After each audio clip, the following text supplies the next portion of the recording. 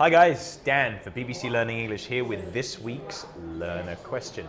Find out what it is after this.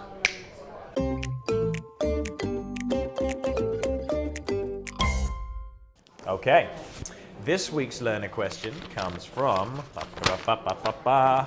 Hani from Germany, who asks, in the German language we put the comma before the relative pronoun. Does this apply to the English language? What about the semicolon and the colon and their usage?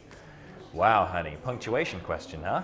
Pretty difficult. Well, commas are used in relative clauses, but only in non-defining relative clauses. These are the relative clauses which give extra information to the main clause. For example, Sarah, who lives opposite me, often accompanies me to work.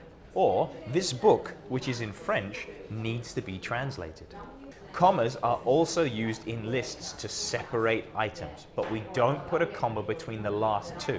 For example, I need an apple, a banana, a car, a dog, and an egg.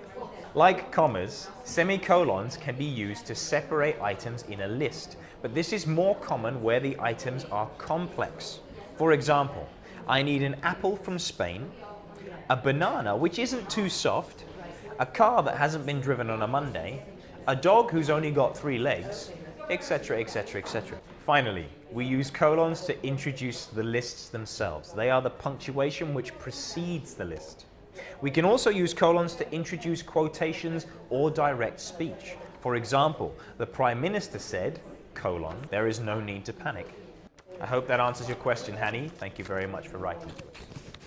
If anybody else out there has a question for Learners Questions, you can email us on learning.english@bbc.co.uk. Please remember to put Learners Questions in the subject box and your name and the place that you're writing from. Unfortunately, we can't answer all the emails, guys. We just get too many, but we do read every single one. And for more information, please log on to bbclearningenglish.com.